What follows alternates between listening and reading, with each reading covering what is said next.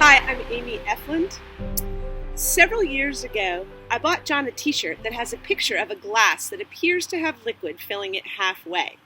Below the picture of the glass, it explains that the optimist sees the glass as half full, the pessimist sees the glass as half empty, and the engineer sees the glass as twice the size it needs to be.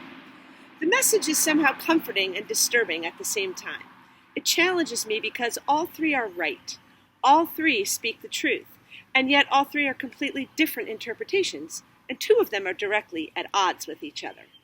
Not long ago, or maybe it was a long time ago, I've lost all track of time, I would have argued hard for the idea that technology created distance in relationships. It removed the element of human connection from interactions. It allowed us to keep our distance from others, providing a sterile way to share information without getting too personal. Today, that very same technology is what is keeping us close, offering the element of human connection that is missing from our days. It allows us to be close to others, providing a very personal way to share information. I'm still humbled at the idea that at every Zoom meeting, my colleagues and my students invite me into their homes, and I allow them to come into mine.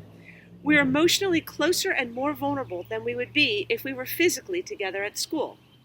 How can it be that physical distancing is creating closeness, when being together caused us to see each other less and created more distance? When I'm struggling and just can't make sense of things like this, I'm reminded of a song from the Upward Basketball CD of my children's youth. Trust in the Lord with all your heart, and lean not on your own understanding. In all your ways submit to him, and he will make your path straight. I know it comes from Proverbs 3, but to me it's just that song from the Upward CD that almost 20 years later still hums in the back of my head. Or maybe it's actually in my heart, reassuring me that it's okay to not get it. I don't have to understand. There will be things in this life that do not make sense, things that I will not and cannot understand. What I do know is that I can trust, and I will act in love. What we are living through right now is complicated. Our world is terrible and beautiful. People are further apart and yet somehow closer together. We are struggling and at the same time finding strength.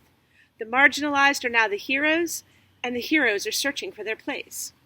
All the expectations of our world seem to have disappeared overnight, and even under stay-at-home orders, we find ourselves freer than we were before. Free of expectations, we are getting better at finding meaning and focusing on what matters. We are witnessing marriages without the wedding, personal instead of massive graduations, nurses who are standing in for family members, teachers acting as social workers, distilleries manufacturing disinfectant, communities coming together to creatively serve and support one another. We are free to truly love according to our call and as God loves us. There are so many ways to interpret what we are experiencing right now. All of them are right. All of them speak a truth, and yet they are also at odds with each other, creating both comfort and unease within each of us. Remember that we must trust in the Lord because this world is not something that we are able to comprehend. So go this day and into the days ahead and live according to Ephesians 4:2. Be completely humble and gentle. Be patient, bearing with one another in love, as we all try to reconcile our conflicting thoughts and feelings and learn to find joy in the story we are living.